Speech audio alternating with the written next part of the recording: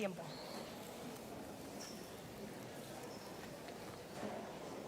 Todavía hasta final de curso. Vale. Muy buenas tardes. Retomamos el Foro Educar para el siglo XXI. Desafíos y propuestas sobre la profesión docente. La jornada, como saben, se está retransmitiendo vía streaming a través del perfil de YouTube del Ministerio de Educación y Formación Profesional. Un espacio de debate en el que estamos contando a lo largo de todo el día con expertos en la materia. Les recordamos además que el Ministerio de Educación ha habilitado un espacio en su página web bajo el título Yo soy profe, para que puedan dejar sus sugerencias, sus aportaciones. Continuamos con el desarrollo de los paneles de trabajo que comenzábamos esta mañana. Como saben, es el turno del segundo de este foro del profesorado titulado La inducción a la profesión docente. Para el desarrollo de este debate nos acompañan, comenzando por mi izquierda, Francisco López Rupérez, doctor en Ciencias Físicas y catedrático de Instituto. A lo largo de su vida profesional ha combinado la reflexión con la acción. Ha sido director general de centros educativos del Ministerio de Educación y Cultura, secretario general de Educación y Formación Profesional de dicho ministerio y presidente del Consejo Escolar del Estado. Ha sido consejero de Educación en las delegaciones permanentes de España ante la OCDE y ante la UNESCO. En la actualidad es director de la Cátedra de Políticas Educativas de la Universidad Camilo José Cela, es Premio Nacional de Innovación e Investigación Educativa. Miguel Soler Gracia es licenciado en Ciencias Exactas por la Universidad de Valencia, catedrático de Matemáticas de Educación Secundaria, profesor de esta asignatura en varios institutos de la Comunidad Valenciana, autor de varios libros en la materia, jefe del Programa de Innovación y Reformas Experimentales de la Consellería de Educación, jefe del Servicio de Formación del Profesorado de la Consellería, subdirector general de Programas Experimentales e Investigación Educativa del Ministerio de Educación.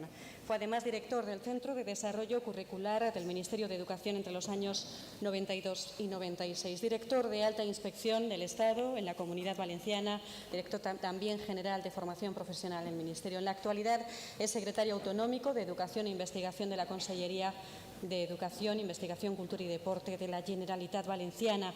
Participa en este foro en calidad de coordinador del proyecto de reforma de la profesión docente durante el mandato del ministro Gabilondo. Mariano Fernández Enguita, catedrático de Sociología en la Universidad Complutense de Madrid, donde coordina el doctorado de Educación y dirige el Grupo de Estudios y Análisis de Sociología de la Educación. Antes lo fue en Salamanca, donde dirigió el Departamento de Sociología, el Centro de Análisis Sociales y el Centro Cultural Hispano-Japonés, y creó además el portal docente Demos y el de Innovación Innova. Autor de una veintena de libros y numerosos artículos. Actualmente investiga sobre la profesión docente y el aprendizaje y escuela en la era informacional. Marta Águeda Maroñas, graduada en Educación Primaria, mención en Educación Especial en la Universidad de Valladolid y actualmente cursando el máster de Psicopedagogía en la misma universidad. Vicedecana de Estudiantes y Extensión Universitaria en la Facultad de Educación y Trabajo Social desde enero de 2017. Presidenta de la Asociación Nacional de Estudiantes de Educación y Formación del Profesorado, CESED, desde octubre de 2017. Esta organización, CESED, es coautora de la Conferencia Nacional de Decanos, Decanas y Directores, Directoras de Educación del documento sobre la formación y el acceso a la profesión docente. Y para moderar este panel, por último, contamos con Juan Manuel Moreno, especialista principal de educación en el Departamento de Oriente Medio y Norte de África, MENA del Banco Mundial. Actualmente es responsable de los proyectos de educación del Banco en Egipto, Palestina y Jordania, habiendo trabajado previamente en proyectos de desarrollo educativo en unos 30 países de América Latina, Oriente Medio, Europa del Este, Asia y Asia Central. Es miembro del Consejo Asesor de la Fundación Rania de Jordania y entre 2011 y 2017 lo fue del Consejo Directivo del Instituto Internacional de Planificación Educativa de la UNESCO. Hasta incorporarse al Banco Mundial en el año 2002, fue profesor titular de la Facultad de Educación de la UNED. También sirvió como vicerrector de Relaciones Internacionales de dicha universidad. Ha publicado 8 libros y unos 90 artículos y capítulos sobre reforma educativa y mejora de la escuela, desarrollo del currículum y políticas de desarrollo profesional del profesorado. Sin más, y tras esta presentación, muchísimas gracias a todos por estar esta tarde con nosotros. Tiene la palabra Juan Manuel Moreno para moderar la mesa bajo el título La inducción a la profesión docente. Cuando quiera. Gracias. Muchas gracias. Buenas tardes. Bienvenidos a esta segunda sesión, a este segundo panel sobre el tema de la inducción a la docencia. Yo creo que todas las personas que me acompañan en el panel y muy buena parte de las que nos acompañan después de la comida, en esta hora en principio tan difícil, estarán de acuerdo en que ya de entrada tenemos una conclusión que se puede sacar antes de empezar, como hacen los británicos, las conclusiones siempre por delante. Y es que el tema de la inducción a la docencia no es un tema menor, no es un tema de segundo orden, es un tema principal. Tiene su propio panel, igual que el de la formación inicial y el de la formación en servicio. Y eso quiere decir que estamos en la agenda y eso quiere decir que existe ya un consenso amplio y creciente sobre la necesidad de que exista un periodo, una fase que va desde la formación profesional a la formación en servicio o a la formación permanente, una fase en que el profesorado aspirante o novel aprende a enseñar y se socializa no solamente en la cultura de los centros, sino en la cultura de las comunidades profesionales docentes a las que va a pertenecer. Un periodo, una fase que acabe con la brecha entre inicial y permanente y que construya un continuo de desarrollo profesional que conocemos como desarrollo profesional y que va desde las medidas para atraer a los mejores de la docencia hasta el final de la vida profesional del profesorado.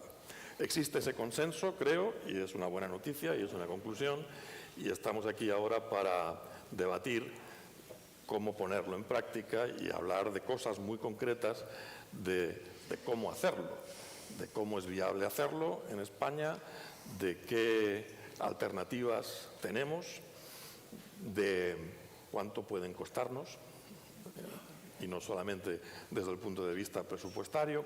Con lo cual, la primera pregunta que tenemos para los miembros del panel es una pregunta general que yo les pido contesten en torno a 7 minutos. Luego ya las demás preguntas podremos jugar con tiempos más cortos y que haya tiempo para la réplica y para el debate. Pero esta primera pregunta sería la de cuál es su visión y, por tanto, cuál es su propuesta para este periodo de inducción a la profesión docente, entendiendo que su objetivo es el que los profesores aspirantes o los profesores noveles tengan la oportunidad de tener un acompañamiento profesional, un mentorazgo o acompañamiento profesional que les ayude en el tiempo adecuado a consolidar sus competencias de cara poco a poco a asumir de un modo autónomo su profesión. 7 minutos, empezamos por Francisco. Adelante. Muy bien, muchas gracias. Quiero expresar mi agradecimiento al Ministerio por haberme invitado a participar en este foro y particularmente en este debate con el que me siento especialmente comprometido y no desde ahora, sino desde hace bastantes años. Una mínima consideración de carácter terminológico. El término inducción en castellano y de conformidad con la Real Academia Española de la Lengua tiene como primer significado el de mover a alguien a algo. Así que si lo aplicáramos al ámbito de la profesión docente sería mover a alguien hacia la profesión docente. Con lo cual, en un sentido estricto del término en castellano, la inducción recogería todo aquello que permite desplazar a un candidato a profesor hasta incorporarle en el seno de la profesión.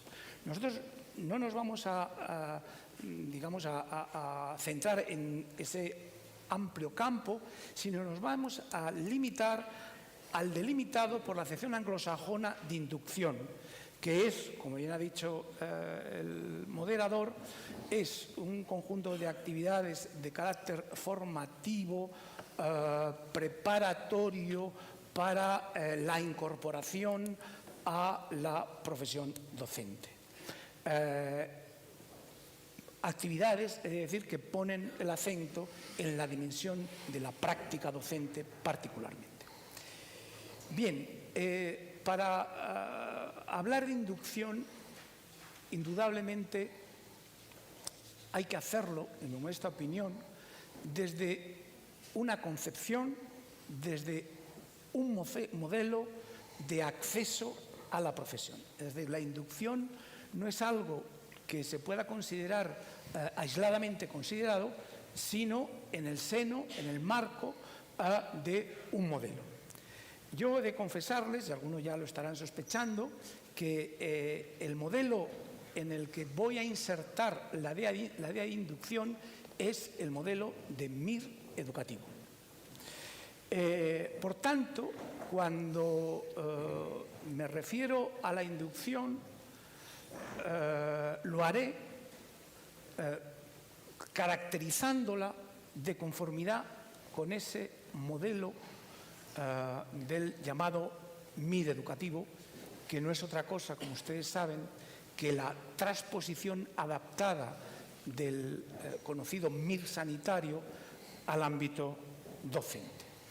Una de las características, por tanto, de ese modelo de inducción es que se apoya, reposa en un modelo de éxito robusto, aceptado social y políticamente, que es el modelo sanitario. Y la sociedad española tiene razones sobradas para confiar en el modelo sanitario como modelo de referencia. No tenemos que copiar de fuera, sino dentro de nuestro propio país tenemos una buena solución en la que inspirarnos. En ese modelo de inducción que yo postulo, las actividades de inducción van precedidas de un proceso de selección de ámbito nacional y que es previo a la formación. Realmente hay un debate internacional en si primero poner la selección y luego la formación, o primero poner la formación y luego la selección. Bueno, no seguramente saldrá después en el intercambio de puntos de vista, pero yo sí que le voy a decir solamente una cosa, las ventajas, los inconvenientes, etcétera.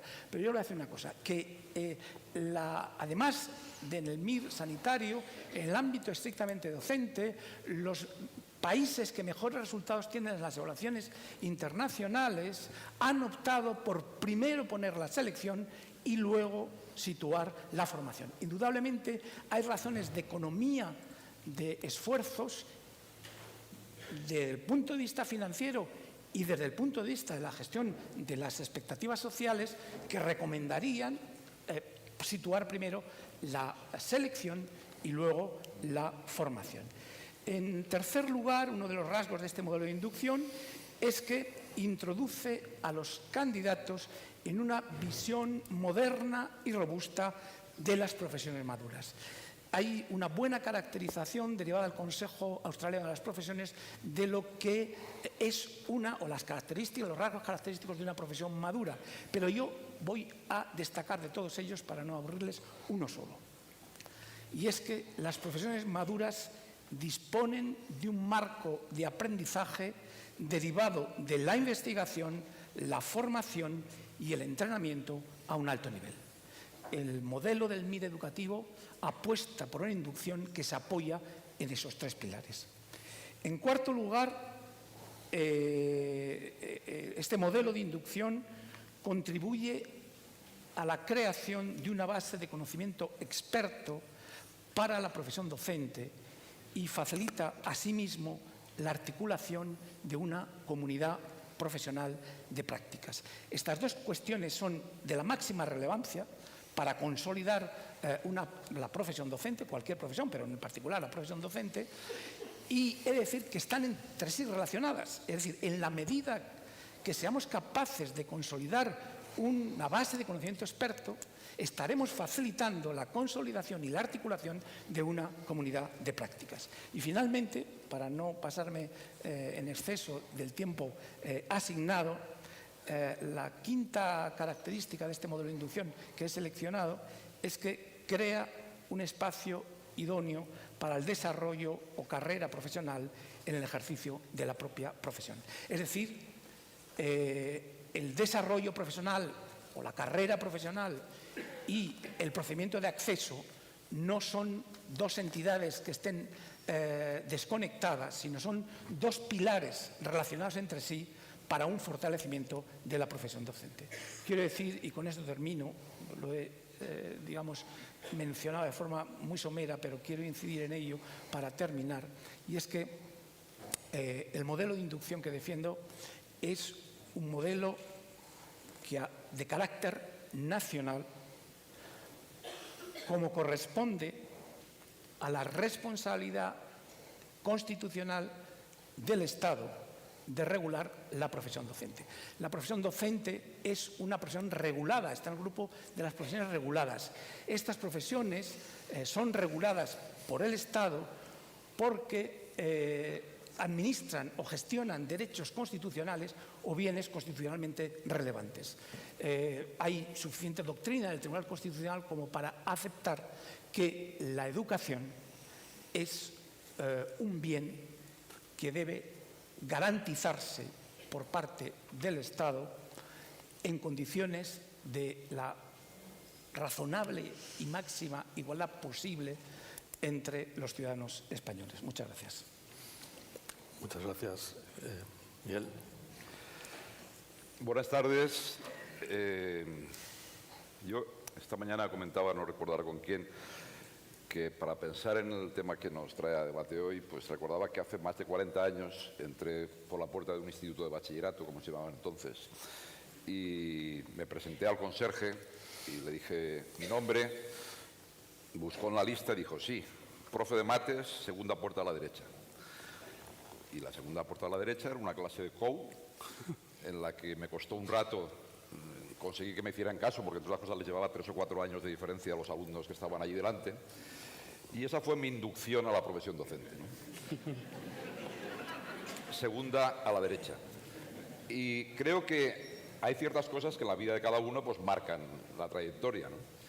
Y ahora ya llevo 14 trienios, 42 años trabajando en educación, y aquello lo sigo recordando, y es lo que nos, entre otras cosas, pues en el Ministerio de Educación en el año 2010 pues planteamos de qué manera intentábamos una parte de lo que estamos hablando hoy, que era el acceso a la función pública docente, cómo la podíamos regular para que mientras se aclaraba si la formación inicial era H o J, o si la hacía la universidad o la hacía en el Centro Superior de Formación, o si se pegaban unos y otros para ver quién ganaba la batalla y al final la aplicaba, pues empezamos también a escuchar al conjunto del profesorado lo que estaba diciendo que le ocurría el primer día que le decían la segunda puerta a la derecha y qué tipo de necesidades detectaba en cuanto a lo que había estudiado y aprendido en su época universitaria y después eso, qué herramientas necesitaba que no había adquirido en ese proceso. Y en ese sentido empezamos a trabajar y estuvimos durante 10-11 meses con un primer documento que fue cambiando y cambiando en reuniones eternas. Aquí hoy encontraba bastantes de los representantes de las organizaciones sindicales que estuvieron en aquellas reuniones. Ahora que no nos oye nadie, diré que muchas veces se añadía esto nos parece bien, pero en público no lo podemos decir, algo que también en muchos contextos ocurre, ¿no? Cuando otro elemento que quería destacar es que si no somos capaces de analizar estos temas, separando lo que sería su aplicación práctica en función de la realidad actual, de lo que realmente sería el modelo que consideramos más adecuado, estaremos seguramente con la mejor intención metiendo la pata. Y hablo en concreto de una situación que esta mañana se ha citado, que es, por ejemplo, la cantidad de profesores interinos que existen en la educación anterior a la universidad, bueno, y a la universidad también con otros nombres. Por cierto, esta mañana he oído mucho hablar del cuerpo único de infantil a bachillerato. Es decir, la universidad no entra en lo del cuerpo único, ¿no? O sea, es uno de infantil a bachillerato y otro para la universidad. No era por aclararlo, por saber si me había equivocado al tomar notas. También me ha sorprendido que no he escuchado nada del máster, otro rato del grado para infantil y primaria, del máster, bueno, con diferentes opciones, si se ponía radio un máster para secundaria y bachillerato, y no he oído la palabra formación profesional en toda la mañana. No hay profesores de formación profesional. Creía que sí, y que además se les exige un máster para poder ejercer de profesor de formación profesional. Y creo que esos olvidos no son casuales, es decir, creo que también forman parte de nuestra historia colectiva, cada uno la propia, y que nos tenía que también llevar a pensar ciertas cosas respecto a después cómo se organiza en esa formación inicial para de verdad responder a las necesidades que ya digo, pienso, que son distintas las que tienen los colectivos en función de su trayectoria inicial, y no hay más que preguntar a los profes de infantil, a los de primaria y secundaria, bachillerato y FP, y enseñanzas artísticas y de danza y de música, que tampoco se han citado, y también se les exige un máster, para saber qué formación inicial recibieron y qué requieren ahora para que de verdad eso que no recibieron en la universidad puedan hacerlo en condiciones. Pero eso que no recibieron en la universidad es por culpa de no sé quién. Si nos dedicamos mucho rato a eso, yo creo que perderemos el tiempo estrepitosamente. Más bien lo que habrá que pensar es qué papel puede jugar cada uno en este proceso, qué se puede hacer en la formación inicial para realmente que al finalizar los estudios de grado y posgrado se tenga la preparación más adecuada para lo que te vas a enfrentar. Pero al mismo tiempo yo creo que también, ya que he citado la FP, pues la utilizaré ahora para decir que creo que es bastante obvio que, igual que en formación profesional, se habla de la necesidad de que las empresas y los centros de formación trabajen conjuntamente para que de verdad se responda a las demandas de los diferentes sectores productivos que van cambiando cada día a más velocidad. Pasa lo mismo con la profesión docente, o es que creemos que somos especiales. O realmente somos capaces de saber que esas necesidades van cambiando y que, por tanto, por muy bien que se haga la formación inicial, o somos capaces de reconocer que hay una serie de competencias profesionales que solo se adquieren en el centro de trabajo, es decir, en un centro educativo, pero no se adquieren por ósmosis, se adquieren porque realmente tengas unas posibilidades de trabajo que permita que haya tutores experimentados que te acompañen en ese proceso. Y que, por tanto, realmente lo del segundo a la derecha se convierta que al llegar al segundo a la derecha haya alguien en esa aula con el que puedas hablar, discutir, escuchar, que te escuche a ti. Lo de escuchar también es una costumbre que estaría bueno generalizar al conjunto de la población, porque así se aprenden en general cosas, ¿no? Entonces, bajo ese esquema es como empezamos a plantear cómo organizamos el acceso a la función pública docente. Y, por tanto, no voy a entrar ahora en esta primera intervención a explicar las partes de la prueba primera de conocimientos científicos tal, que son cambios, digamos, menores, aunque relevantes, pero menores para lo que hoy nos ocupa, sino el cambio más importante, que era el año de prácticas docentes formativas. Un PDF para, digamos, cuando acabaras las dos primeras fases de la oposición. ¿Y en qué consistía ese PDF? Bueno, pues toda la normativa desde hace años habla de que hay un año de prácticas y todos sabemos que es falso. Todos sabemos que ese año de prácticas no existe. Que lo que existe es un profe que entra, va a la segunda a la derecha y unos meses después hay un inspector que firma que no ha matado a nadie en ese tiempo, o al menos no lo han visto mientras mataba, y por tanto pasa a ser funcionario de carrera unos meses después. Y eso es lo que pasa y lo sabemos todos. Y es muy fuerte que sepamos todos qué es lo que pasa y sigamos poniendo las normas que hay un año de prácticas. Bueno, pues hablemos de verdad de qué es un año de prácticas. Entonces, en concreto, ¿qué proponíamos para ese año? Pues un año en el que al finalizar las dos primeras fases de la oposición y aplicado el concurso y seleccionando a los profesores que habían superado esas fases, pasaban a un centro donde tenían la mitad del horario lectivo. La mitad del horario lectivo. ¿Para qué? Para que en la otra mitad pudieran asistir a las clases de los tutores experimentados, donde realmente pudieran escuchar, dialogar, interactuar y, en definitiva, tener capacidad de estar aprendiendo al mismo tiempo que lo aplicaban en otros grupos que sí que tenían responsabilidad directa de formación. Los centros tenían que tener un plan. No eran a cualquier centro. Centros seleccionados que tengan un plan de prácticas para los que se incorporan. ¿De qué formación específica tiene que hacer el que se incorpora el aspirante o profesor novel? ¿A qué clases tiene que ir o dejar de ir y quién es el tutor que tiene asignado? ¿Qué reuniones de departamento, de tutoría, de equipo de ciclo, de las diferentes etapas educativas en función de sus responsabilidades? Y un elemento más, no somos conscientes de que hoy la actuación individual de 1001 profesores y profesoras sueltos no sirve para cambiar un centro. No estamos pidiendo que los profesores se impliquen en proyectos colectivos de cambio. Pues entonces planteemos también, que es lo que se incorporaba en el borrador del Real Decreto, que tenían que incorporarse a un proyecto de mejora del centro en un ámbito específico, marcado por el propio centro, donde desarrollara una serie de actuaciones que no eran solo ya ser profe de tal especialidad en aula determinada, sino participar en ese proyecto de cambio colectivo. Y acabo, ya seguiremos después, porque había una prueba final. Y voy a explicar por qué una prueba final en 30 segundos. Porque todo eso es lo que estamos considerando que se adquiere en la formación, en la práctica, en un centro de trabajo, en este caso en un centro educativo.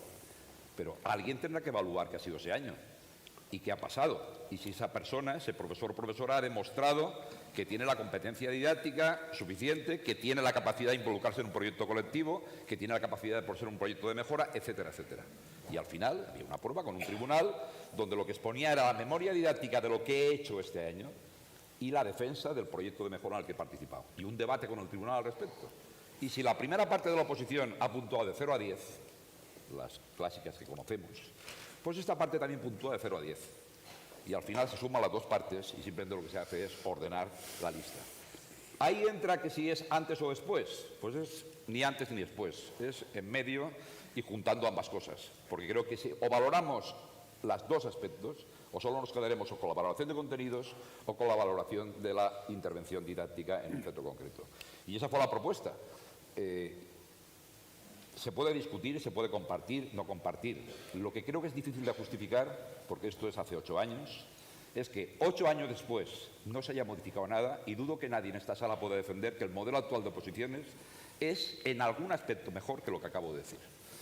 Y por tanto, creo que tocaría, y esto no es para hablar del pasado, sino del futuro, que nos pongamos ya de acuerdo en ciertas cosas que son elementales para aplicar y empecemos, aunque no esté definido el modelo global, a actuar en algunas cuestiones que pueden mejorar la formación de los futuros docentes. Gracias. Gracias.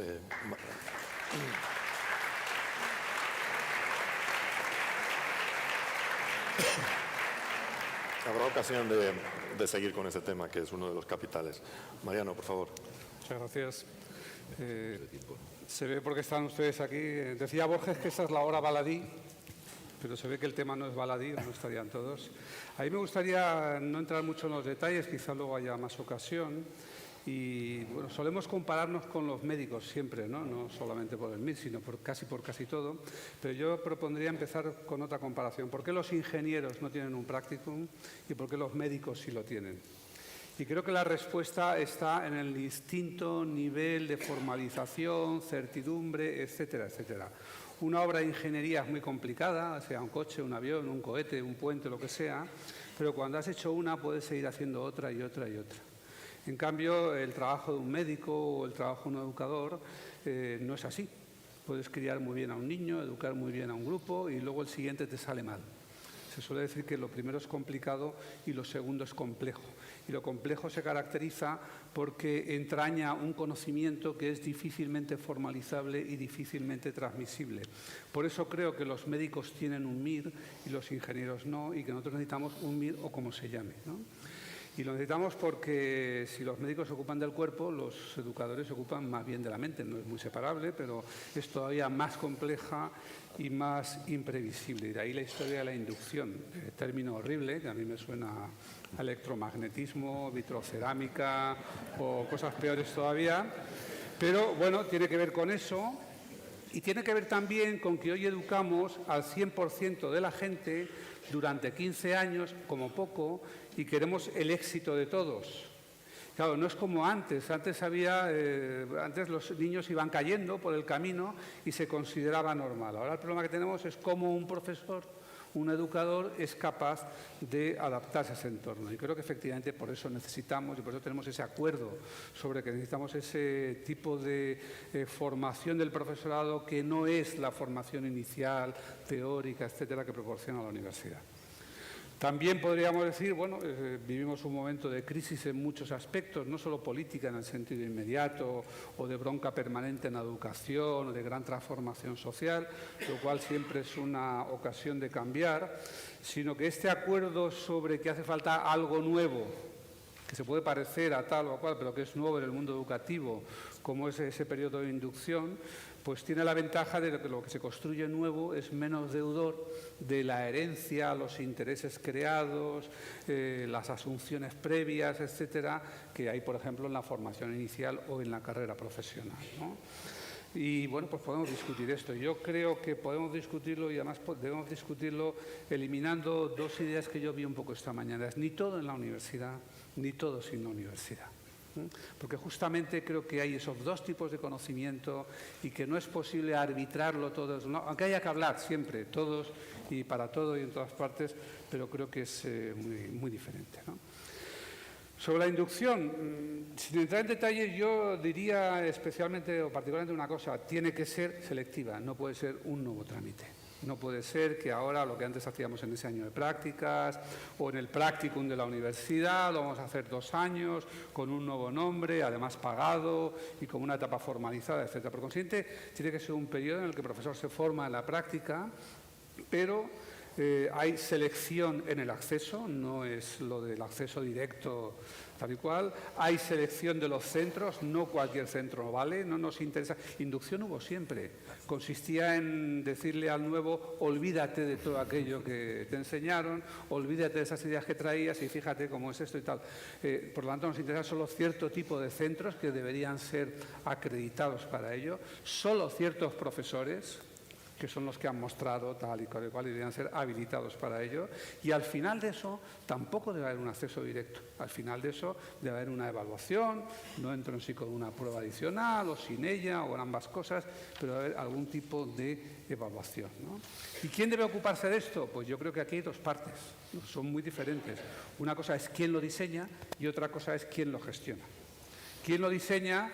Pues ahí están las administraciones, los empleadores, por empleadores entiendo la propia administración como empleadora, pero también el sector privado, la profesión como tal, en la medida en que se organice, que tampoco hay que confundir siempre con los sindicatos, es solo un aspecto de la profesión, y por supuesto la universidad. Pero una cosa es diseñarlo y otra cosa es gestionarlo. Y yo creo que la universidad pura y sencillamente no debe, ni puede, ni sabe gestionar esto. Las prácticas de los profesores deben tener su propio aparato de gestión, seguimiento, evaluación, etcétera, en los centros esencialmente, quizá con una presencia adicional, de nuevo, de las administraciones locales, quiero decir, educativas locales, zonales, lo que sea, la profesión y demás.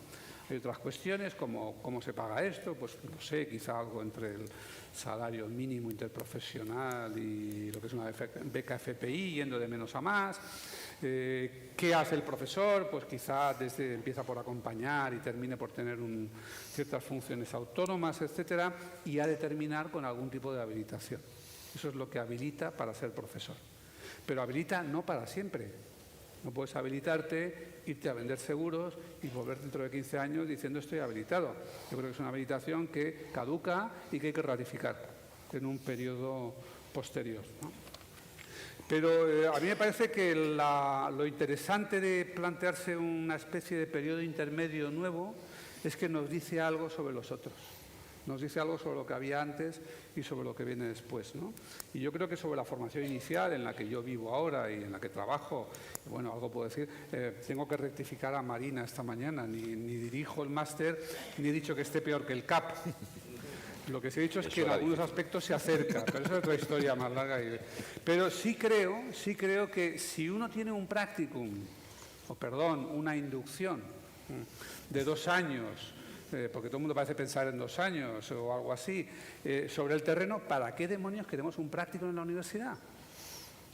Olvidemos el práctico de la universidad. Yo liquidaría con un buen practicum sobre el terreno, liquidaría el practicum de la universidad y dejaría la universidad, ya sé que los decanos se me alteran con esto, porque no pueden volver a casa diciendo hemos perdido 600 créditos, ¿no? Pero ¿para qué queremos un práctico en la universidad si lo tenemos ahí? Las enseñanzas universitarias, aunque sean de filología o de metafísica, tienen su parte de créditos teóricos, prácticos, visitas por allí, experiencias por allá. Eso es otra cosa.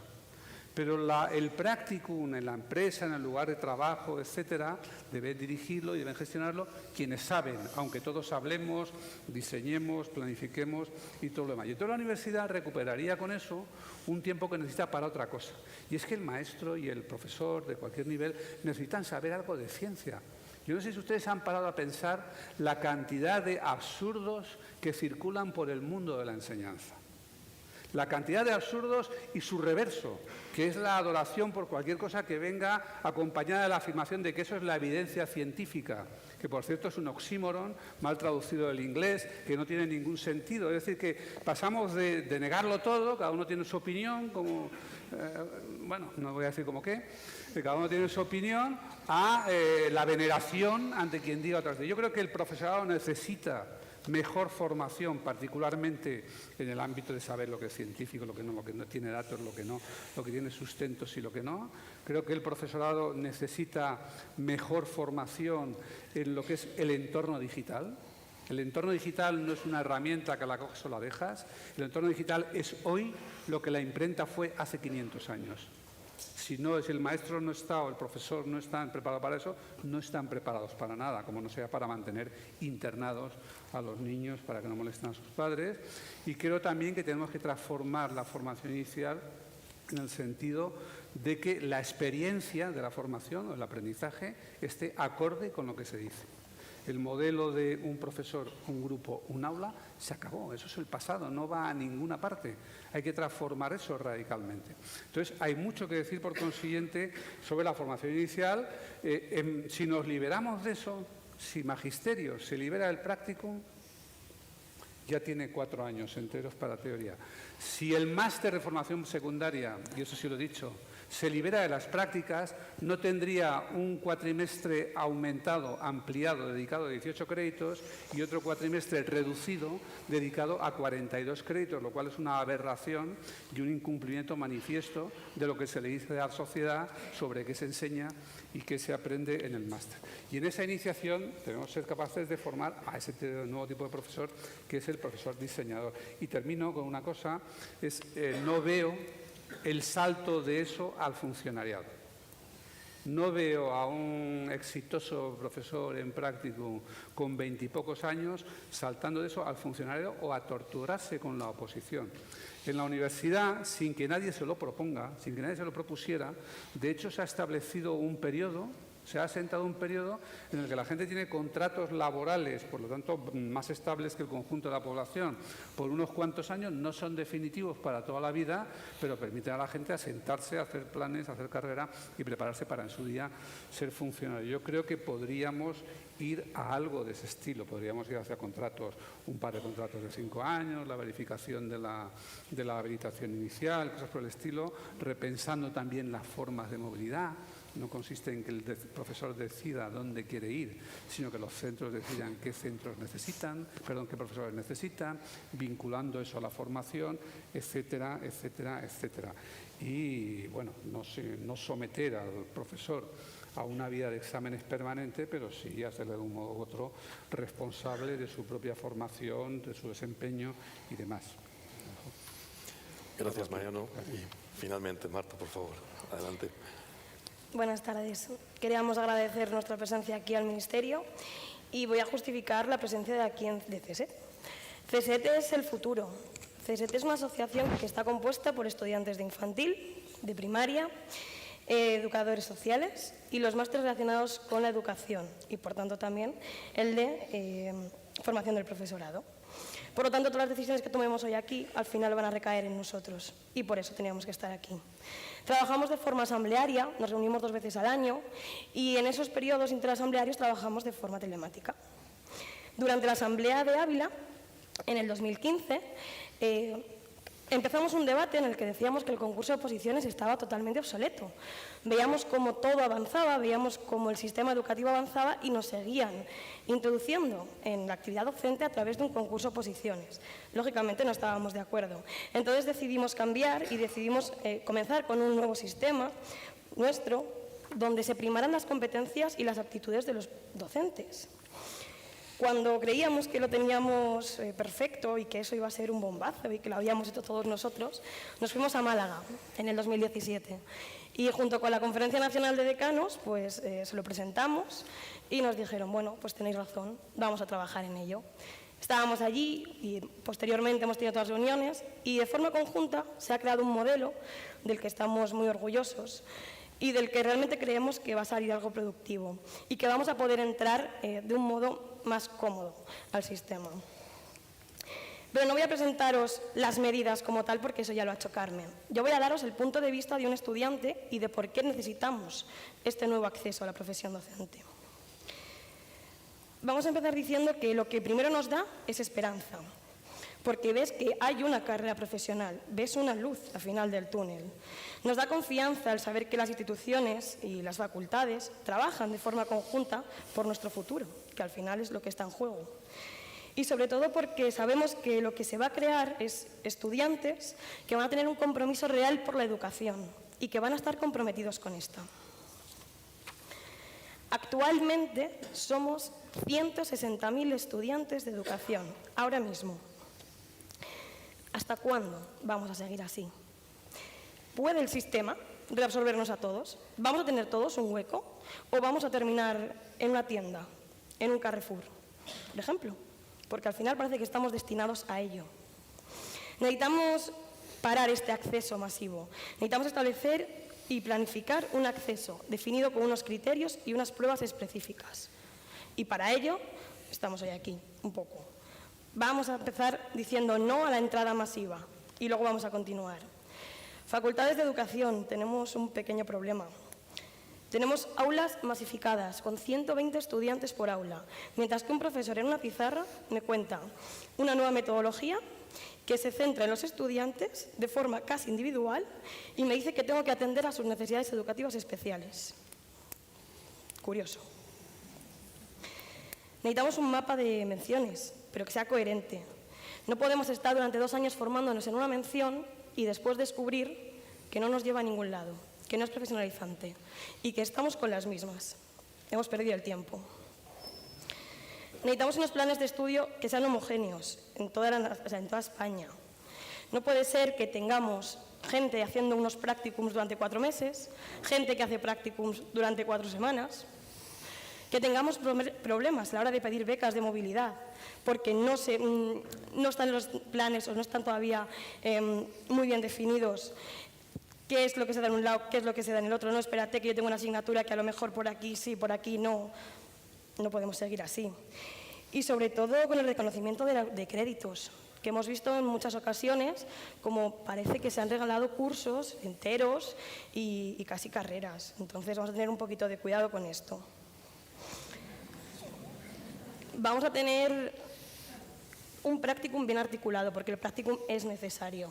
No todos vamos a terminar siendo profesores y tenemos que tener la experiencia dentro del grado.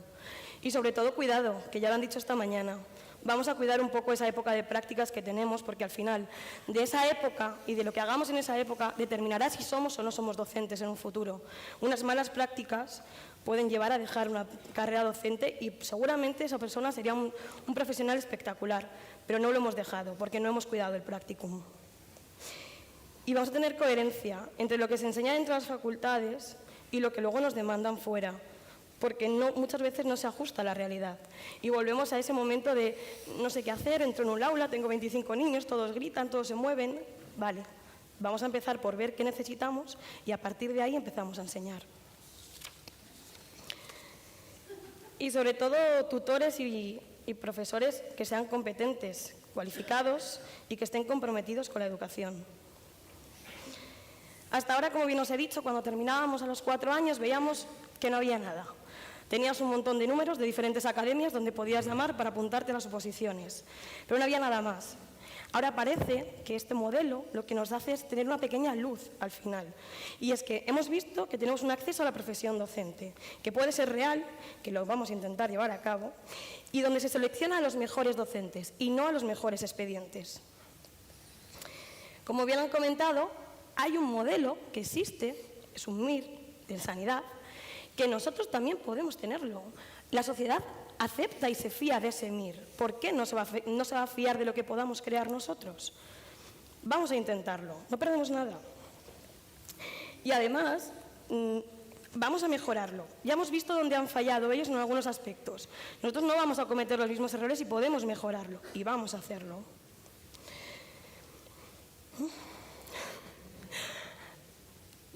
No solamente es el hacer las prácticas o el llevarlas a cabo, sino es el dónde las hacemos. Necesitamos centros que estén comprometidos con la formación de los profesores, centros donde estén comprometidos con la innovación, centros que estén comprometidos con la formación integral de sus propios alumnos. No vale cualquier centro. Y seremos evaluados por tutores de escuela y por tutores de la universidad. Y, por supuesto, esto debe terminar en una acreditación como profesionales, sin necesidad de tener que hacer más exámenes o más test o más entrevistas. Va a ser una formación, va a ser una evaluación continua y formativa. No necesitamos otro examen cuando terminemos, porque ya son muchos exámenes y muchas evaluaciones. Parece que no hay final. Ya estoy terminando. Con todo esto, lo que se pretende un poco es limpiar el nombre de las personas que nos dedicamos a la educación.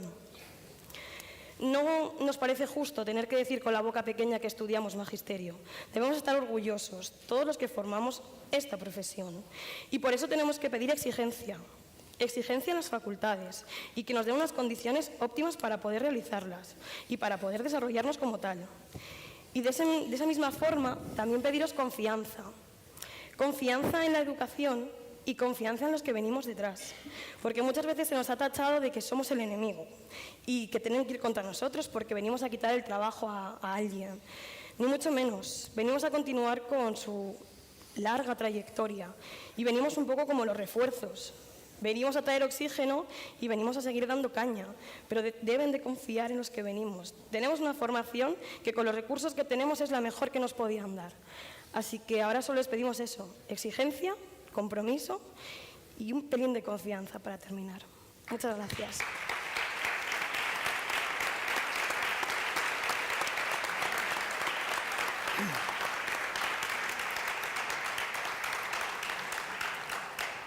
Confianza es una palabra clave en profesiones como la medicina y como la enseñanza.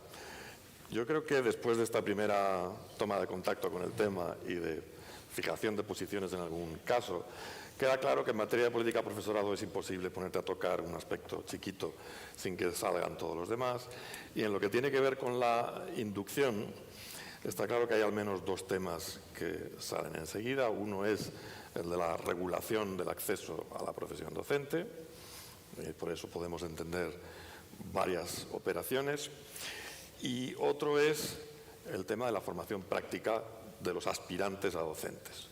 Y, por tanto, cómo se articula, si es que se articula, el practicum de la formación inicial sobre el que se ha hablado esta mañana con esto que estamos llamando inducción, periodo de inducción, y que se entiende que tiene lugar después de contratado el docente y que sirve para que la segunda a la derecha se convierta en primer lugar en un kit de supervivencia y, más allá del kit de supervivencia, en una oportunidad de aprender profesionalmente en compañía o acompañado de tu colega o de tus colegas, quienes mejores en ese entorno te pueden enseñar, a aprender a enseñar en este caso.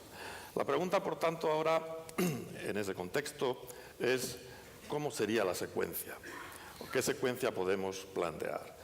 No quiero volver a sacar el debate de esta mañana de formación inicial y si el acceso a la formación inicial debería ser más restringido. Palabras de Marta, por ejemplo, está claro que sí, que debería ser más restringido, que esta no es una profesión en la que se pueda formar masivamente a la gente por razones obvias y que tienen que ver con el mismo practicum, que es algo mucho más artesanal que lo que se puede producir en masa, ¿no? Entonces, sin sacar ese tema, la cuestión es, en esa secuencia, las prácticas, esto de la inducción no son unas prácticas remuneradas, es un modelo de acceso a la profesión. ¿Debería tener lugar antes o después de las oposiciones o de las pruebas o del concurso, sea el que sea, con el cual se regula el acceso a la profesión docente. Antes o después hemos escuchado alguna toma de posición clara, pero por ver cuál sería la secuencia, ¿qué idea tenéis en la cabeza de cómo sería la secuencia? Francisco, por favor. Bueno, como nos planteas una pregunta muy concreta que hace referencia a cómo sería la secuencia, yo quiero decir, antes de entrar en la secuencia, que la formación que está vinculada a lo que se denomina inducción es una formación esencialmente profesionalizante. Y la formación profesionalizante va acompañada de la transmisión o compartición de un conocimiento profesional.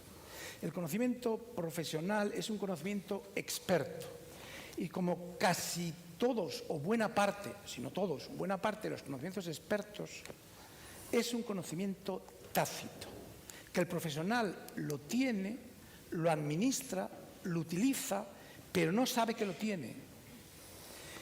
Ese conocimiento se transforma en explícito cuando se ve en la condición de expresarlo o comunicarlo a otros. De manera que los procesos de inducción tienen un papel esencial en lo que concierne a la consolidación de una base de conocimiento experto profesional sin la cual no hay profesión. Es decir, antes esta mañana se ha hablado de que si la educación es un oficio, Mariano ha hablado de que es un arte. Bueno, la educación es una mezcla de oficio, de arte y de ciencia. Y no hay que renunciar a ninguno de esos tres componentes. Pero está claro que la síntesis de todo ello es la esencia del conocimiento profesional. Y eso es lo que hay que asegurar que se transmite de conformidad con el modelo. En el modelo del llamado MIR educativo o MIR docente, he de decir que, bueno, allá por el 2009, en una publicación de una fundación, postulé la transposición del modelo y luego del modelo sanitario al ámbito educativo y luego don Alfredo Pérez Rubalcaba habló de MIR educativo y yo he mantenido la denominación porque aunque es una contradictio in terminis, pero es de una potencia comunicativa bestial. Así que yo sigo en esa idea, a pesar de haberme anticipado en cuanto a la propuesta de transponer. Quiero decir que ese modelo de MIR educativo pasa por una secuencia que parte de la idea de que es un mecanismo de acceso a la profesión docente. Luego, por tanto, no estamos hablando solo y exclusivamente de acceso a la función pública docente. Eso será otro problema posterior cuando el profesor en cuestión haya sido habilitado para ese fin y decidirá si ir a un colegio público, concertado o privado, y luego ya cada empleador definirá sus procedimientos de acceso. Yo soy de los que pienso que un modelo de MIR educativo bien planteado interpela al procedimiento clásico de las oposiciones hasta el punto de provocar su modificación. Es decir, si fuéramos capaces de implementar un MIR educativo, las oposiciones tendrían que cambiar de naturaleza, por razones obvias. Entonces, como proceso de acceso a la profesión docente, indudablemente ha de integrar un conocimiento teórico, profesional, con un conocimiento sobre la práctica. Y eso requiere disponer de profesores, tutores, mentores, si se quiere, tutores de formación acreditados sobre la base de unas condiciones de aseguramiento de la calidad indiscutibles y sobre la base de una renovación de esa acreditación. Eso es lo que pasa en el ámbito de la medicina. Yo les recomiendo a los que estén interesados en este tema que dediquen un poco de tiempo a leerse la ley del 2003, quiero recordar, que es de ordenación general de las profesiones sanitarias. Es una fuente de inspiración por el tono, por los propósitos, por la orientación, por el papel que se otorga a la excelencia del ejercicio de la profesión. Es una inspiración para la profesión docente.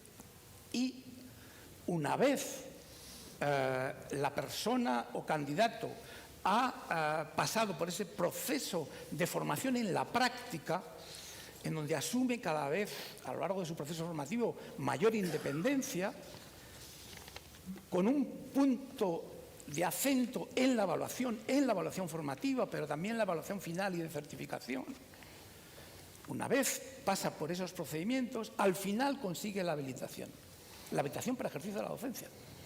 Y es con esa habilitación en el bolsillo que puede acceder a cualquiera de las 3 líneas de ejercicio profesional que en el momento actual están presentes en el sistema escolar español.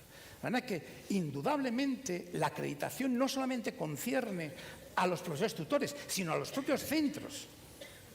Bueno, solamente ese proceso de acreditación generaría una transformación radical de la forma en la que se ve la profesión docente y motivaría un montón de expectativas que en el momento actual, como hemos podido escuchar en esta mañana y como hemos podido escuchar en esta tarde a la brillante representante de los alumnos, no se dan. Por tanto, mi planteamiento es que ante una situación de crisis en cuanto al modelo, hay que cambiar de modelo, con todas sus consecuencias. No podemos seguir a un modelo que sea una pequeña transformación de lo que teníamos, sino que hay que ir, eso disiento de mi amigo Miguel, hay que ir a un cambio franco de modelo. Por supuesto que la universidad tiene algo que decir en ese modelo y en la implementación del modelo, pero desplazando el ámbito de decisión de la universidad a los poderes del Estado. Muchas gracias. Os pido respuestas más cortas para que pueda haber un poquito Sí. ya de interacción. Yo quería comentar, y podamos seguir tocando otros aspectos del tema. en la intervención anterior, más allá de algún paréntesis personal, estaba informando de un proyecto que se trabajó en el año 2010 y que se quedó en un cajón porque se convocaron anticipadamente las elecciones generales en 2011. Digo simplemente porque lo que voy a decir ahora ya no es una información, sino serán debate y valoraciones respecto a lo que estamos hablando. Porque yo creo que muchas veces, con la mejor intención, nos hacemos trampas a nosotros mismos. Es decir, que no haya exámenes. Muy bien. Este año, en todas las comunidades autónomas, se han convocado montones de plazas y, por ejemplo, la Comunidad Valenciana, 3.000 plazas para maestro de infantil y primaria y se han presentado 17.000 personas. Si alguien conoce un procedimiento distinto del que haya establecido para poder decir quiénes son los 3.000 de esos 17.000, pues bueno, pues vamos a hablar de él, que era una parte de lo que hemos hablado en la intervención anterior. Y es que procedimiento, a mí no me gusta el actual sistema de concurso-oposición y precisamente por eso ya hace años que cada uno donde ha estado hemos intentado modificar ese procedimiento. Pero aquí o somos capaces de ver en qué punto nos encontramos hoy y hacia dónde vamos, o nos podemos equivocar con toda la buena intención. Decías ahora, un modelo que lleve a que después de acabar los estudios de grado, o grado y máster, en el caso de, bueno, en fin, los de grado, voy a entrar en más detalle. La formación inicial que se imparte en las facultades de educación o, en el caso de secundaria, hoy, en un grado X más un máster después profesionalizante. Esas miles de personas que han hecho ese tipo de trayectoria y luego quieren acceder a ese MIR docente, ¿cuál es el procedimiento para si se presentan 20.000 y solo hay 1.000 plazas seleccionar a los 1.000? Habrá que buscar algún procedimiento. Yo no sé, me da igual si le llamamos examen, evaluación continua a los 20.000 siguiéndolos cada uno por su casa o lo que sea, pero habrá que hacer algo para saber que si hay 20.000 candidatos para 1.000, algún procedimiento habrá que establecer. Por tanto, si vamos a los inicios, diría, a ver, supongamos que el sistema educativo español no existe y empezamos ahora de cero. A ver, grado universitario, más máster o sin máster, en fin, con las variantes que hay en cada una de las situaciones. Yo creo que hoy es un despilfarro de los fondos públicos que pagamos todos los españoles el que estemos pagando un máster de secundaria profesionalizante a miles y miles de personas para por si acaso. Para por si acaso. Por si acaso algún día me planteo la posibilidad de ser docente, hago un máster profesionalizante. Y de los presupuestos generales del Estado y las comunidades autónomas estamos pagando un máster para por si acaso. Me parece un dispendio de los fondos públicos. Y por tanto diría claramente, hagamos un estudio, las administraciones educativas y las universidades, de proyección de futuro a los próximos 20 años. ¿Cuántos, siguiendo con el ejemplo, cuántos profesores de secundaria, bachillerato, formación profesional, enseñanzas artísticas, etcétera, etcétera, vamos a necesitar? X, eso lo plantea también la conferencia de decanos en Monumental, y veamos entonces qué plazas ofertan y de nuevo ahí habrá que pensar cuál es el procedimiento para que los X que se presenten al final se seleccione al número que hayamos acordado, o no, o lo hacemos por sorteo, que es otra posibilidad, que no propongo. Pero en el grado exactamente igual. En el grado es que además a los 18 años un estudiante decide qué va a ser de mayor o qué quiere ser de mayor. No se matricula en química o matemáticas o biología y después ya lo veré, no. Quiere ser maestro o maestro. Y por tanto, ahí también se tendrá que determinar cuántas plazas previsibles hay de maestro o maestra en cada etapa educativa para poder hacer desde el principio. A partir de ese tema sí que podemos pensar que luego no hace falta hacer más pruebas. Pero si no se hace eso al principio, no habrá más remedio que buscar algún procedimiento para que cuando hay más candidatos que plazas en cualquier trabajo, hay que buscar un procedimiento. Puede ser una entrevista, una prueba, un examen, un test o lo que sea, pero algo habrá que establecer. Y ahí esta mañana se discutía qué tipo de pruebas, qué tipo de competencias, si servía o no el expediente académico solo, la prueba, la PAU, no PAU. Bueno, pues es el debate respecto a qué tipo de procedimiento para poder determinar cuando hay más oferta que demanda. Por tanto, el antes y el después creo que tiene que ir acompasado los dos ritmos. Es decir, hoy creo que no nos podemos plantear, siendo conocedores que entre los millones de españoles que tienen el CAP para por si acaso, más los otros millones que han hecho el máster para por si acaso, pues vamos a tener unos cuantos años que cualquier plazo y cualquier procedimiento de acceso al cuerpo de secundaria habrá que establecer para por si acaso algún procedimiento para que esos miles se determine cómo acceden y cómo continúan. Pero lo que creo que sí que hay bastante unanimidad en todas las intervenciones, es que es necesario, tanto en el practicum, que yo ahí no comparto con Mariano lo que decía, que hay que seguir, pienso, haciéndolo en el ámbito de la universidad, tanto en el grado de magisterio como en el practicum de secundaria. ¿Quién? Combinaos. Profesores universitarios y profesores de primaria, infantil, secundaria, etcétera, para poder trabajar conjuntamente en algo que necesariamente requiere un trabajo conjunto. Y dos, una vez que eso se determine, habrá que ver cómo organizas realmente la oferta para que... Perdón, se me ha ido el hilo. Que realmente lo que compartimos todos es que es necesario que haya un periodo de prácticas formativas en los centros de trabajo, como le queramos llamar. Que haya una parte de la formación inicial para habilitar, me da igual que sea para habilitar previamente o para consolidar su opción. No es lo mismo. Pues no digo que sea lo mismo, he dicho que algunos hay ciertas cosas que no pensamos que son o blanco o negro, sino que puede haber otro tipo de matices. Hombre, en eso estamos todos.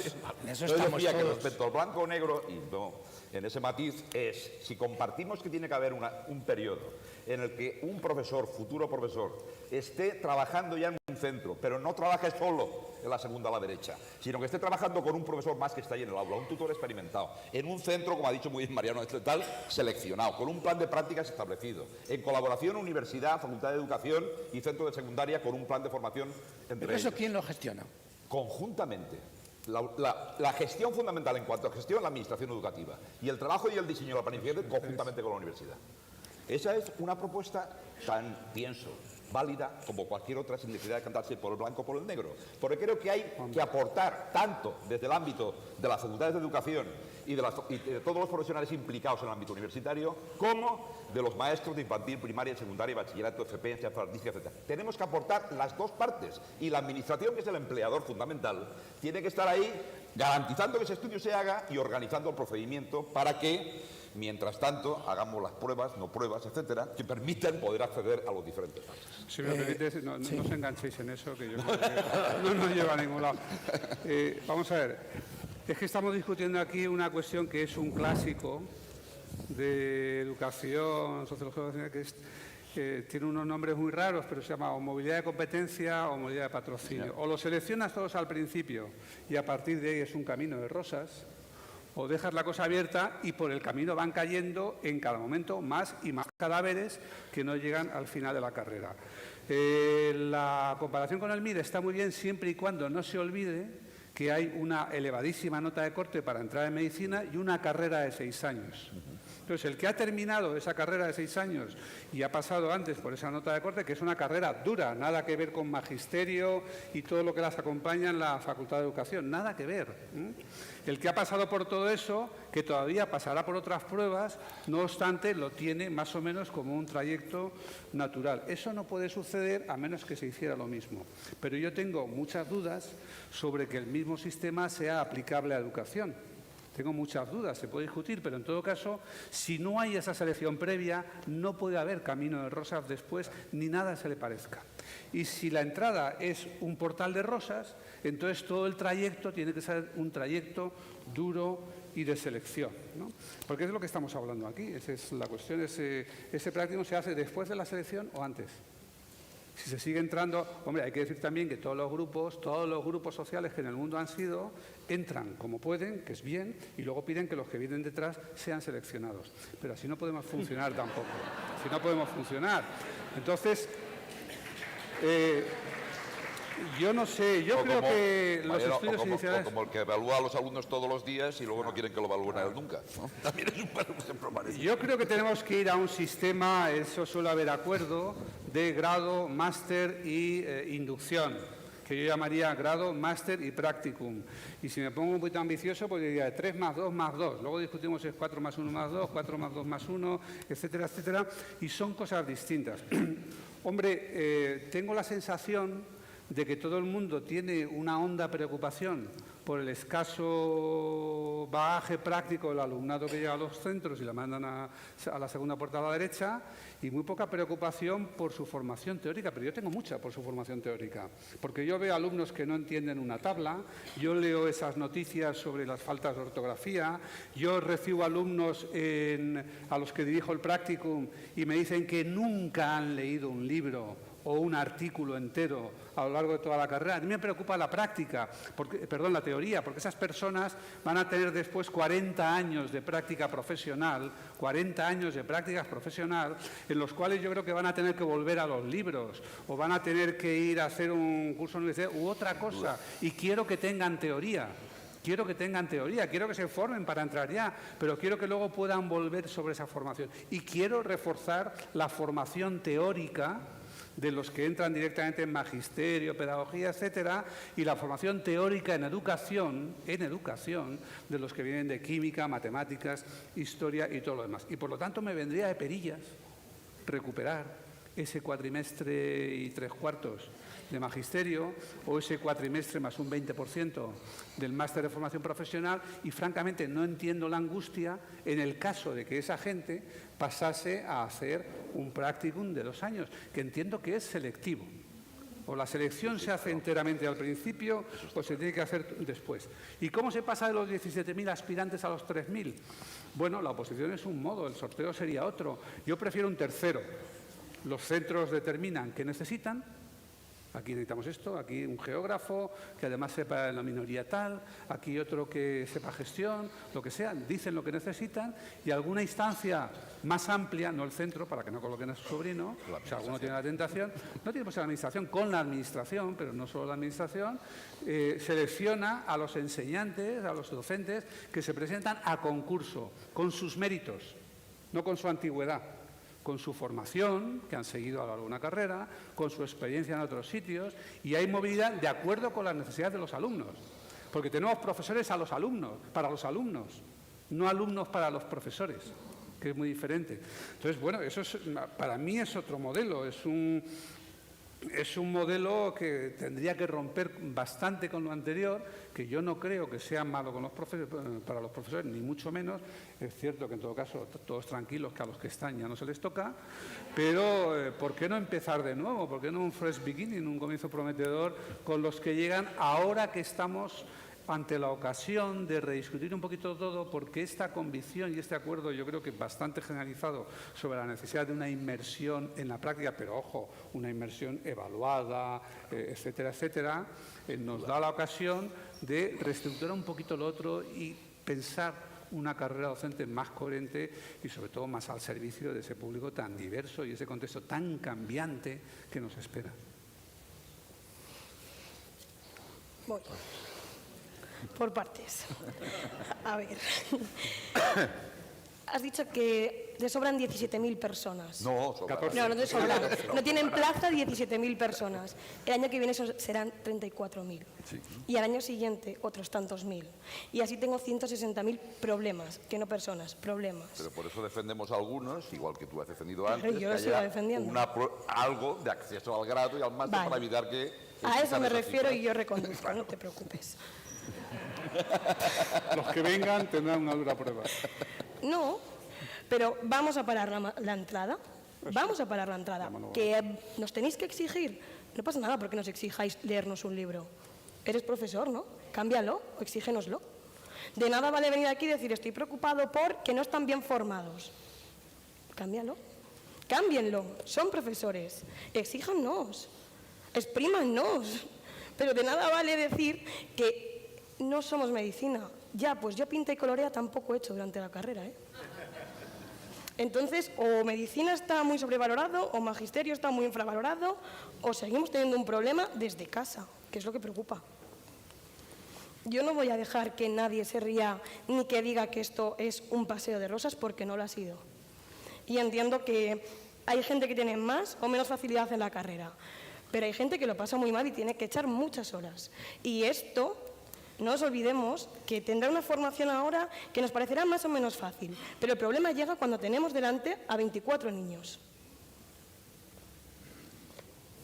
Vamos a parar el acceso masivo, vamos a empezar a buscar plaza para los 17.000 como tú quieras, yo no me voy a meter ahí, los buscas como tú veas, que es más viable. Lo consensuamos un poco entre todos, también eso es necesario. Y sobre todo vamos a empezar a querernos un poquito. Y a ver qué magisterio... ¿Permites un interrogatorio? Sí, Mariano, En la adelante. propia universidad se pueden ver claramente dos modelos muy distintos. Son derecho e ingenierías. Derecho e ingenierías.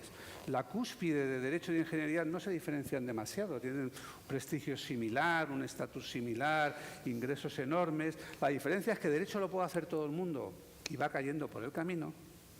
E ingenierías entran muy pocos, caen todos en primero, los que tienen que caer, y ya el que pasa de ahí sigue.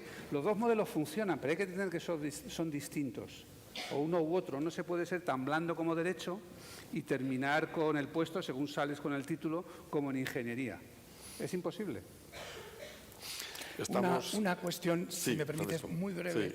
por retomar el argumento que ha empleado la representante de los estudiantes, y puesto que a Miguel le preocupan mucho las cifras, voy a compartir con ustedes lo siguiente. Hace 5 años, cuando preparaba mi libro sobre la profesión docente, el fortalecimiento de la profesión docente, un desafío crucial, hice un cálculo sobre la base de datos oficiales que arrojaba el siguiente resultado. Solo 1/3 de los que obtienen, estudiantes que obtienen el grado de maestro, tendrían sitio en el sistema educativo aceptando una tasa de reposición del 100%. Vamos a ver, a nadie se le oculta lo que hay detrás de esta cifra. Hay un despilfarro de recursos económicos y un despilfarro de las expectativas de los estudiantes que se introducen en unas enseñanzas profesionalizantes que se convierten a su vez en un cul-de-sac del cual solamente se puede salir retrocediendo.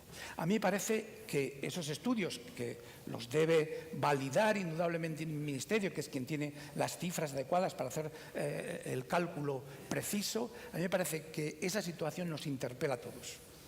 Y no podemos enredarnos con las dificultades de otras cifras menores que tienen que ver, yo te entiendo, porque estás apremiado por esas cuestiones, con la gestión del sistema público, sino que hay una cuestión previa de mucha más envergadura que debemos resolver, Se ha dicho en la intervención de Paulo, se ha dicho Él ha hablado del ajuste del mercado entre la oferta y la demanda. En el propio sistema MIR hay una Comisión Nacional de Recursos Humanos que está formada por representantes del Ministerio de Educación y del Ministerio de Sanidad, con la participación de las comunidades autónomas, que cifra las necesidades que tiene el Sistema Nacional de Salud de los distintos especialistas. Y es en función de esas necesidades, de ese input, con el margen adecuado de tolerancia, que se fijan las plazas que finalmente a las que podrán acceder mediante el sistema MIR. Entonces, quiero decir que si nos ponemos a hablar de cifras, hablemoslas en general. Indudablemente, Miguel, no podemos plantear un cambio de modelo sin contemplar de un modo riguroso el proceso de transición.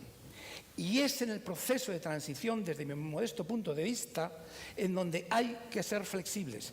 Pero la flexibilidad no se puede cargar en la desvirtuación del modelo, porque como sabemos algunos y otros que están aquí presentes y que tienen sobrada experiencia en la gestión del sistema educativo español, ideas brillantes, modelos sólidos, se han depreciado hasta el punto de convertirse en inútiles como consecuencia de las concesiones de flexibilización, de negociación a expensas de la validez del modelo. Entonces, que hay que ser flexibles, indudablemente.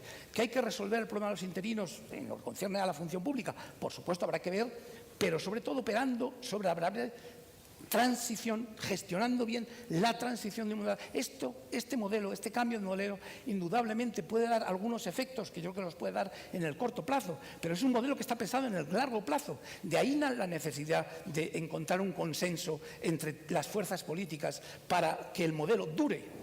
Y lo que yo me pregunto es que si ha durado y no ha planteado problemas en el ámbito de la sanidad, ¿por qué ha de plantearlos en el ámbito de la educación? ¿O es que la educación es menos importante que la sanidad para una sociedad moderna? Yo diría que no. En el corto plazo es más importante la sanidad, pero en el medio y largo plazo es más importante la educación para una sociedad avanzada como la nuestra. Bueno, gracias a todos. Dejadme que nos quedan, 20 minutos y sería bueno tratar de entrarle al problema desde otro lado, desde otro lateral. Es inevitable, por lo que vemos, hablar todo el tiempo del modelo de acceso a la profesión docente, incluso del modelo de acceso a los estudios de profesorado. Pero yo quiero volver otra vez a ese periodo remunerado, no tanto de prácticas como de socialización profesional en el contexto de trabajo de los docentes, y hacer la pregunta de, bueno, ¿quién es el responsable? ¿Quién debe ser el responsable de ese periodo de inducción? ¿Quién lo debe manejar principalmente? Y aquí surgen cuestiones territoriales de todo tipo. ¿Cuál es el papel de los centros? ¿Cuál es el papel de la universidad?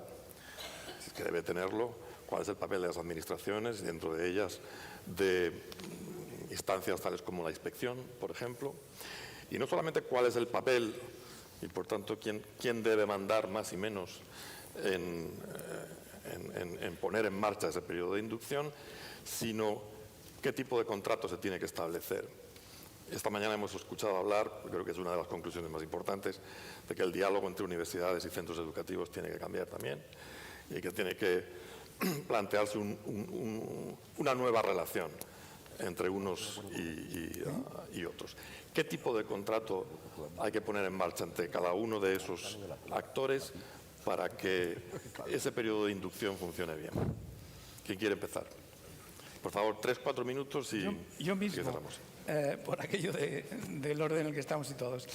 Vamos a ver, ¿quién es responsable de qué? Que es, yo creo, la pregunta clave, al menos así lo he percibido.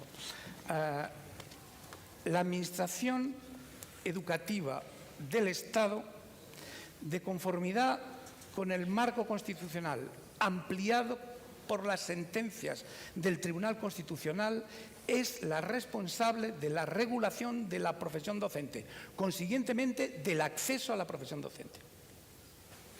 Eso significa que las administraciones educativas de las comunidades autónomas no tengan que participar en la implementación del modelo, incluso en la discusión y conceptualización en el marco de la conferencia sectorial? Por supuesto que sí, porque ese es nuestro sistema autonómico. Pero sin perder de vista, que yo creo que a veces se puede perder ese enfoque, que el responsable último ante los ciudadanos de la gestión de un derecho fundamental como es el derecho a la educación es el Gobierno de la Nación en primera instancia. Por tanto, la regulación tiene que corresponder al Gobierno de la Nación con la cooperación de las comunidades autónomas, pero es el Gobierno de la Nación el responsable.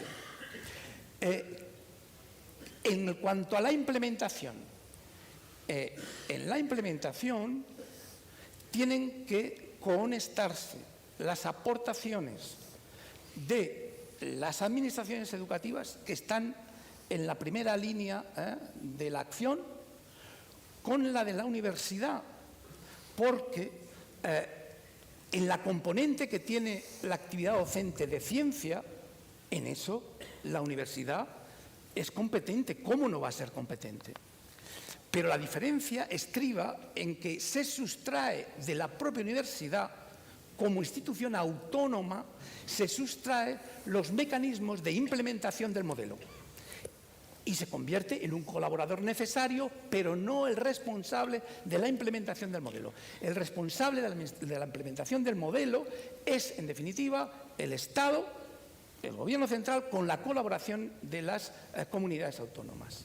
Así que las universidades, en esta reconceptualización del modelo de profesión docente y de acceso a la profesión docente, no están desplazadas, ni mucho menos. Hay que contar con ellas, ¿cómo no?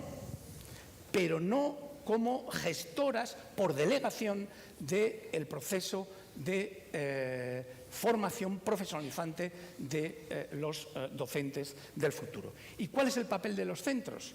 Pues indudablemente son, en el nivel más cercano a la realidad, cooperadores necesarios, en tanto que algunos centros serán los que den cobijo, cabida a los procesos de inducción, digamos, mentorizados por un tutor de formación al que se requerirá, obviamente, una competencia acreditada y un currículum de suficiente consistencia. Quiero decir, y con eso termino, que el sistema es, concebido de esa manera, es un sistema que se realimenta en un proceso continuo de mejora que en poco tiempo puede cambiar las expectativas, el panorama, el clima, incluso la cultura de los centros, por una migración, por una propagación de influencias de un centro a otro. Yo estoy bastante de acuerdo con Paco. Vamos a ver, una cuestión es el ámbito y yo creo que ahí me parece claro que el profesorado debe poder circular por todo el territorio nacional con los añadidos que correspondan, de acuerdo con que vaya a un sitio a otro, que es muy distinto. Quiero decir que si un profesor de geografía o de primaria o orientador o no sé de qué, ¿no?, habilitado como tal, quiere pasar de una provincia a otra o de un extremo a otro, puede hacerlo, y si el pasar de un contexto a otro le requiere aprender una segunda lengua o tal, pues, estupendo, pero no que tenga la opción de la geografía de o la geografía del otro sitio, la historia de aquí o la historia de allá o el no sé qué crédito más que te pusimos aquí y tal, ¿no? Si no, sucedería que al final lo único que circularía libremente por el territorio español serían las mercancías y los capitales, pero no las personas, que lo único que podrían es hacerlo como turistas, ¿no? La otra cuestión, ¿quién es responsable? Vamos a ver, yo creo que la universidad, que es lo que está más en discusión, tiene que intervenir y mucho en la formación de los formadores. Porque por más que la práctica, las necesidades, el tener que responder y tal estén en el ejercicio de la profesión, bueno, pues quien está en lo que se ha publicado no sé dónde, lo que se investiga en tal sitio, lo que el laboratorio de tal dice, etcétera, más o menos es la universidad. Luego cada uno se cruzan los intereses y las actividades, pero la universidad está en eso. Ahora, eso es una cosa que atañe al diseño de la formación, a la actualización de ese mini aparato que supongo que tendría que haber en el sistema educativo para el practicum, antes llamado inducción, o viceversa, como queráis. Eso es una cosa, y otra cosa es la gestión. Me parece fuera de discusión que estamos permitiendo que un profesor decida en cualquier momento el futuro de un alumno con consecuencias para el resto de su vida y estemos atormentados por quién evaluaría, haría y tal y cual. Yo creo que los mentores, los centros y quizá algún aparato por encima de eso, constituido por ellos mismos, podría perfectamente gestionar, organizar y evaluar el resultado de eso, ¿no? Yo la universidad prefiero verla lejos. Lo que yo veo hoy, yo entiendo que a los alumnos les entusiasma el practicum porque es la primera vez que ven la realidad desde el otro lado y eso es genial, es necesario y a lo mejor hay que hacer visitas en todo caso, pero claro, también les entusiasma, supongo, porque la nota media debe ser 9,8 aproximadamente en practicum. Sí, vamos, cuando un alumno viene del practicum con menos que un 10, viene acalorado porque parece que lo han apuñalado por la espalda y pregunta si el profesor de la universidad puede subirle la nota. Esta mañana alguien dijo que nunca se suspende, hubo rumores detrás mío. Bueno, si nunca es nunca, pues no, a veces se suspende. Yo he suspendido alguno, pero si no queremos entrar en anécdotas, la verdad es que sí, nunca se suspende, ¿no?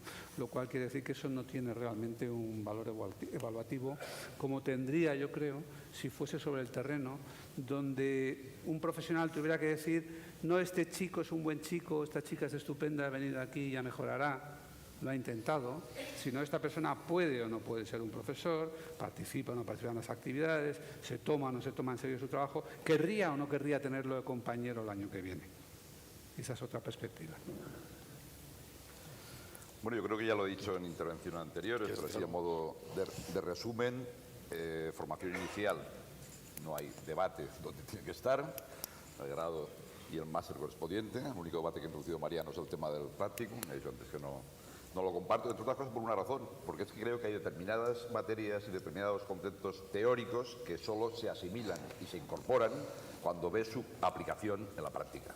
Y por tanto, para la propia formación teórica en cuerpos de conocimiento imprescindibles, es bueno que ese estudiante esté viendo que eso no es un discurso de su profe en clase, una fotopia que le ha pasado. Está viendo que eso se puede aplicar en el aula, en una etapa educativa determinada y con unos medios determinados. Y por eso creo que no es incompatible una cosa con la otra. Otra cosa es la dimensión, si es el 20%, es el 15%, es el 30%, pero que tiene que haber, pienso en cualquier estudio universitario, una parte de practicum. Creo que eso es tendencia planetaria de momento, porque en cualquier caso habrá que ver también sus características y cómo hacerlo. Después, la segunda parte, creo que lo que es el procedimiento y el debate anterior, que yo creo que además, aparte del apasionamiento de cada uno al defender sus ideas, no estaba discutiendo que no hubiera ninguna forma de acceso, lo que discutía es con Marta, que decía que no hubiera pruebas. Digo, pues por desgracia, mientras no busquemos otro tipo de procedimiento tendrá que haber. Eso sí, solo una pequeña discrepancia. ¿Tasa de reposición 100%? No. No a ninguna tasa de reposición, porque tasa de reposición 100% es congelar las plantillas de profesores. Y los que creemos en la educación defendemos incrementar el número de profesores en todos los niveles educativos. Y tú seguro que estás de acuerdo también. Por tanto, tasa de reposición eliminada. Pero perdona, yo he expresado las condiciones de la estimación. Entendido, pero como la conferencia sectorial unánimemente ha aprobado hace unos meses, por unanimidad de todas las comunidades autónomas, suprimir la tasa de reposición, y vamos a hacer una manifestación delante de Hacienda para que acepte la propuesta. Eso no sé si se acordó o no. Pero en cualquier caso, bueno, más allá de la coña, es evidente que estamos convencidos de que hacen falta más profesores en el conjunto del sistema educativo, en todos los niveles. Y fundamentalmente, en aquellos de los que hoy ya he dicho antes, he hablado poco, como la formación profesional, en las cuales hace falta miles y miles de nuevas plazas para estudiantes, y evidentemente eso requerirá unos cuantos miles también de profesores para poder cubrir esa oferta formativa. Por tanto, si se hace antes o después, no me parece que sea el tema central. Puedo estar, como en todo, profundamente equivocado. Pero es decir que, si se hace antes, me parece bien. De entrada ya he dicho que el acceso al grado y al máster, claramente sí, hagámoslo ya. No hace falta esperar mucho más tiempo para aplicarlo.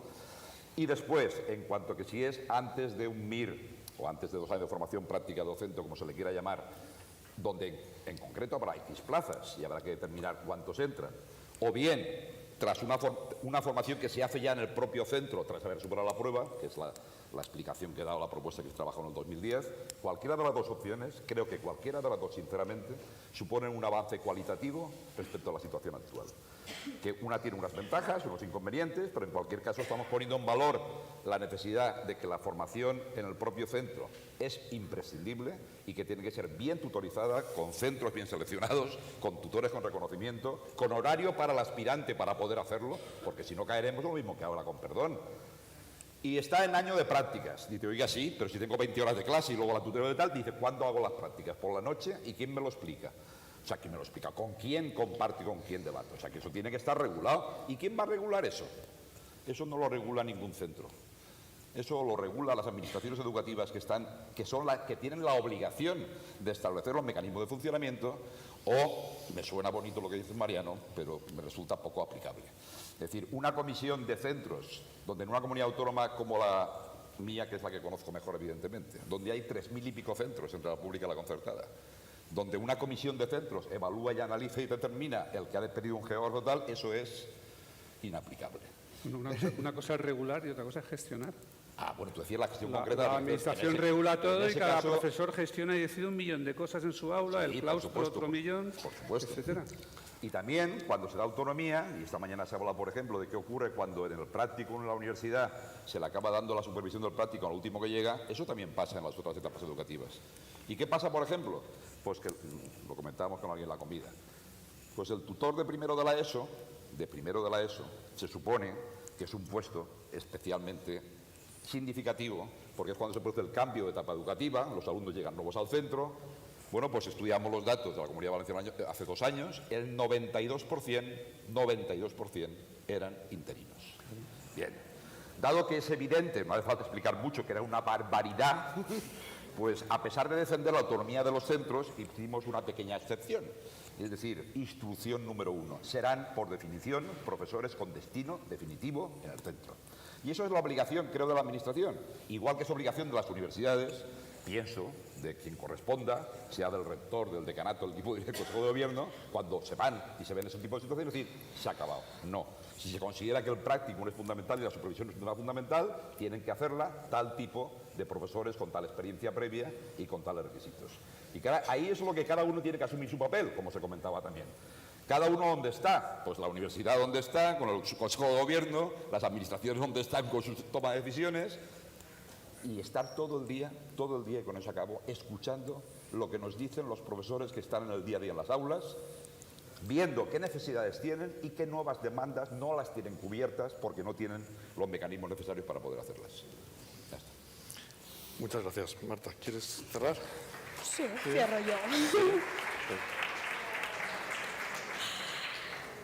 Bueno, respecto al practicum, lo único que nos queda decir es que, como bien sabréis, no es una asignatura donde las competencias que se desarrollan durante ese periodo se puedan desarrollar de otra forma dentro de un aula. Es que es imposible. Entonces, quitar el practicum, como que no. Y si creemos que las notas se regalan, vamos a hacer unas rúbricas y vamos a ser exigentes. Y vamos a dejar de regalar notas. Es que es muy sencillo. Respondiendo a su pregunta, al final tienen que ser las administraciones públicas, facultades de educación y los centros educativos, porque tienen algo que decir también, que parece que nos olvidamos, pero también tienen una responsabilidad. Bueno, pues muchas gracias a los 4 participantes. Había más preguntas y había muchos temas más que discutir, pero yo creo que ha sido una buena aproximación y estamos casi fuera de tiempo. En mi opinión, las conclusiones rápidas que podemos sacar, y más que conclusiones, quizás sería por ponerle deberes al Ministerio a partir de ahora, que quizás es lo más práctico, cómo seguir a partir de aquí, si es que es posible seguir a partir de aquí. Mi impresión es que estamos bastante de acuerdo en que existe una necesidad de resolver el problema de la socialización profesional de los docentes noveles cuando se incorporan por primera vez al centro educativo. Sabemos además que ese es un factor de calidad a nivel de todo el sistema y que cualquier inversión que hagamos en esa materia va a tener un buen retorno. Tenemos claro, después de haber entrado en detalles en este debate, que no va a ser muy fácil poner en marcha un sistema o periodo o una política de inducción a la profesión docente sin que exista un cambio de modelo de acceso a la función docente y una regulación del acceso a la función docente. Esto parece evidente. Y al mismo tiempo que también es necesario pensar de nuevo la articulación, si es que tiene que haber alguna, entre el practicum de la formación inicial y lo que quiera que acabe siendo este periodo de inducción. Eso tampoco está claro. La cuestión desde el punto de vista del Ministerio, en mi opinión, es ¿qué hacemos? ¿Esperamos a que se haga, a que descienda sobre nosotros de algún modo ese cambio de modelo de acceso a la función docente, o empezamos a intentar resolver la cuestión de la inducción y empezamos a intentar poner en marcha algo que resuelva el problema de la inducción y con ello, y alguno de los miembros del panel lo ha sugerido, vamos forzando que el cambio de modelo de la regulación del acceso a la función docente cambie también o caiga por su propio peso a partir de esa vía de entrada. Ese quizás sea el debate a partir de ahora. Muchas gracias y vamos a tomar un café ahora, ¿no?